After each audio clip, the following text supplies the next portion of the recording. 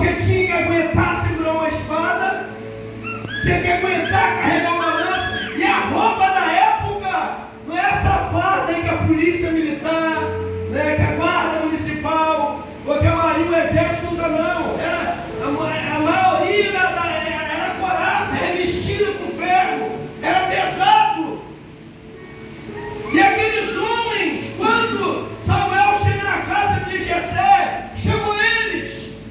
Aí passou o primeiro, passou o segundo, e Deus fala para o profeta: rapaz, você está vendo com os teus olhos, mas eu contemplo o coração.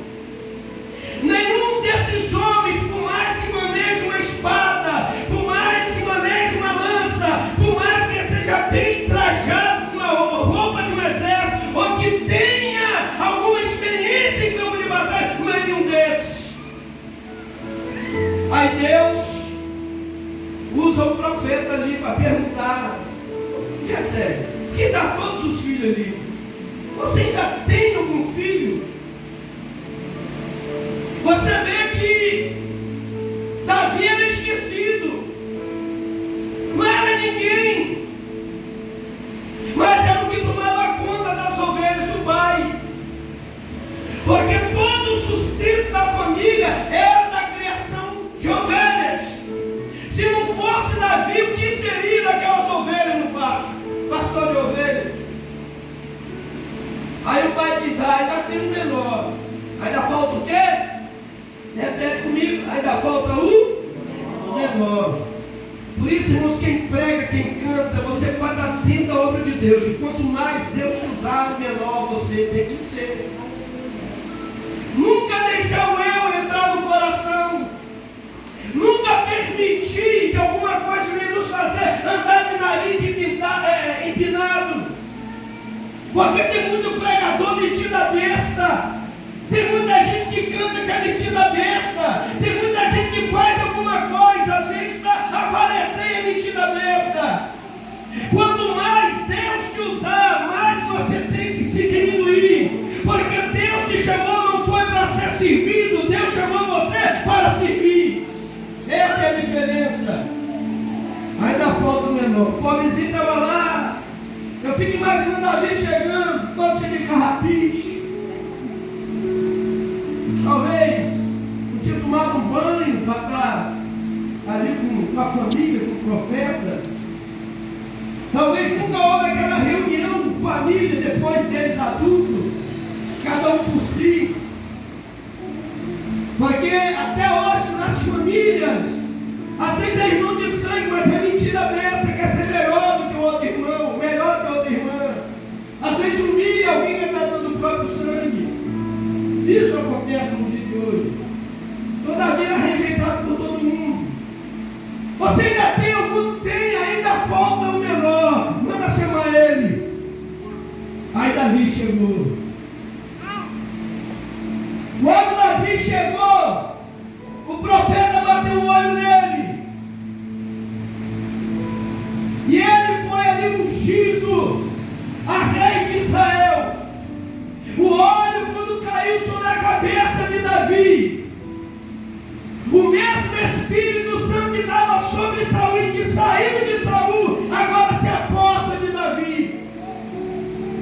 Porque um crente, irmãos, ele já tinha experiência com Deus, sem estar cheio do Espírito Santo. Tinha ou não tinha? Tinha. Ele tinha experiência com Deus antes de receber a unção. O Espírito de Deus se apossou de Davi, a Bíblia diz isso. Aí um certo dia, ele já tinha sido ungido, o Espírito do Senhor estava sobre ele. Nada acontece por acaso. O pai disse: vai ao campo de batalha, levar alimento para os teus irmãos.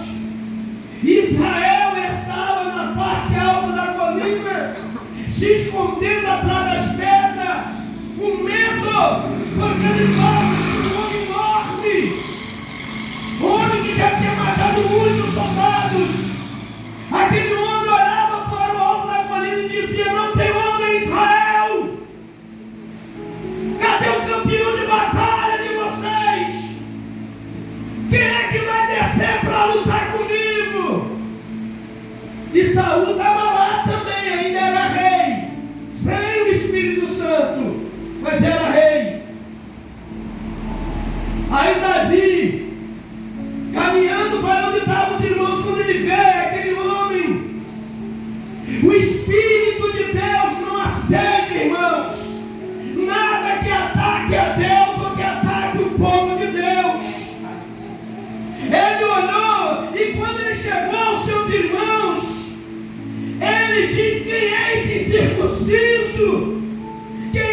existe um homem que afronta o exército do Deus de Israel. Mamãe, glória a Deus.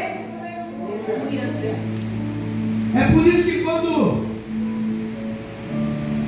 Jesus aparece para Saulo, ninguém viu, só ele. Jesus aparece para ele. Porque tu persegue. Por que tu me persegue? Ele nunca viu Jesus, ele ouviu falar, não acreditava que ele tinha ressuscitado, prendia os crentes, matava os crentes. Aí Jesus falou: por que você me persegue? Porque quem persegue a igreja persegue ele. Quem és tu? Então, irmãos, Davi sabia que por mais que o rei estava longe da presença, por mais que os soldados estavam amedrontados, Israel ainda tinha Deus. Oh, aleluia! Quem é esse circunciso? Eu vou lutar contra ele. E todos achando que era suicídio, porque os olhos humanos eram suicídio mesmo. Aí Saul, quando falaram: Saul, esse rapaz quer lutar. Aí o camarada não é soldado, não teve treinamento, ele quer lutar contra aquele gigante. Vocês acham que Saul acreditou que ele ia vencer? Ele ia usar Davi como isca. Ele sabia que aquele gigante poderia destroçar Davi. Olha a intenção. Enquanto esse rapaz desce e chama a atenção do gigante, a gente vai devagarinho, vai tentar emboscar eles por trás. Estratégia. Só que Deus não precisa de estratégia de homens. Deus precisa que nós possamos agir pela fé, a não ser que a estratégia vem dele e não nossa. Porque o cavalo se prepara para a batalha, mas é do Senhor que vem a vitória. Oh, glória! Aí ele pega a vestimenta dele e dá para Davi. Vocês sabem que todo rei, a vestimenta dele é real. Todo rei, a vestimenta dele não é a mesma dos soldados. Tanto que em tempos de guerra, quem era o mais cobiçado para ser morto? Era o rei. Qual era a intenção de Saul? Mexe minha roupa. Aí quando ele descer, é o rei que está vindo lá. Só que Davi chegou até a colocar, mas não coube nele, irmãos. Tem pregador que diz que roupa de desviado não vale, não cabe em crente. Mas não tem nada a ver uma coisa com a outra, não coube nele. Porque Davi disse para o rei e para os soldados: eu estava no campo cuidando das ovelhas do meu pai, e ele não tinha sido ungido ainda, ele não tinha recebido o Espírito Santo ainda, mas ele abriu a boca, eu estava lá tomando conta das ovelhas do meu pai, e veio o urso, eu matei o urso. Depois veio um leão, peguei ele pela boca, rasguei, matei aquele leão. E ele abriu a boca e disse para Saul: o mesmo Deus que me deu aquele urso, é o mesmo Deus que me deu aquele leão, vai me dar também a cabeça desse incircunciso. Você pode aplaudir o Senhor, irmão? Isso é fé, irmãos. Sabe a fé? A fé é você ver algo que ela ainda não existe.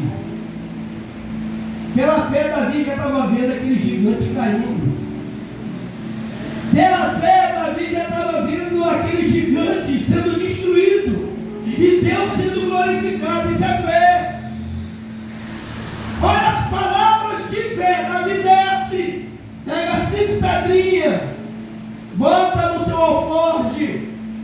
Não chegou a usar 5. Ele pegou uma pedrinha, colocou na sua funda, que era como se fosse 2 pedaços de couro, mais um couro mais largo no fundo, botou a pedrinha e Enquanto ele está rodando, o gigante olhou assim: vocês não têm guerreiros nesse exército? Eu sou algum cão para vocês mandar esse menino com paus e pedra? E Davi olha para ele rodando aquela funda e disse: olha, homem, você vem com espada e lanças contra mim, mas eu vou contra ti, é no nome do Senhor dos exércitos de Israel, e hoje ele entregará a tua vida em minhas mãos. Não deu outro, irmãos. Deus fiel. Segundo alguns estudiosos, aquele homem, ele tinha um lugar nenhum que você pudesse ferir ele, nem com espada. Só na testa, o capacete dele, um pedacinho da testa estava do lado de fora. Você pode errar, Mira, mas Deus não erra, não. E eu digo o seguinte: que não foi só a pedra, junto com a pedra foi a mão de Deus. Quando a pedra bateu, ó, a mão também. É, irmãos, a mão de Deus. Você vem contra mim com espada, com lanças. Eu vou contra ti no nome do Senhor dos exércitos de Israel. Rodou a funda, soltou aquela pequena pedra, porque pedra na Bíblia representa o próprio Cristo. Ele é pedra angular, aleluia. Jesus Cristo é a pedra, e aquela pedra está representando o poder de Jesus Cristo contra todas as hostas do diabo e todo inimigo que se levanta contra o Glória a Deus. Aleluia, Jesus. O homem caiu duro no chão. Quando ele caiu, o rapaz que mal aguentava segurar uma espada comum, ele pegou a espada do gigante, que era enorme. Com a própria espada do gigante, ele foi lá e cortou a cabeça do sujeito. Levantou a cabeça. Lá está o exército de Israel. Em vez de ele levantar para o inimigo, ele levanta em direção ao exército. O exército tomou coragem e desceram para o campo de batalha, porque o inimigo maior já estava morto. O resto era resto. E foi fácil ganhar aquela batalha, não pela espada, mas pela fé. E nessa noite, eu não sei qual é o gigante que tem se levantado contra a tua vida. Eu não sei qual é a prova. Eu não sei qual é a luta. Eu não sei qual é a adversidade. Mas todas as vezes que levantar o gigante, pega a pedrinha da fé e lança contra esse gigante, porque com a pedrinha vai a mão de Deus. Aleluia. Jesus, ele deixou a promessa: não vos deixarei órfão. Ele também disse: estou com você todo dia até a consumação do século. Glória a Deus. Você não está só. Não importa a prova, não importa a luta. Eu não sei qual é o tamanho do seu gigante, mas se você está na brecha, se você está na direção de Deus, gigante ele pode até aparecer, gigante pode até se achegar diante de você, mas ele não vai prevalecer, porque maior é aquele que está na sua e na minha vida. Nós sabemos, irmãos, que não é fácil servir a Deus. Cada um tem sua prova.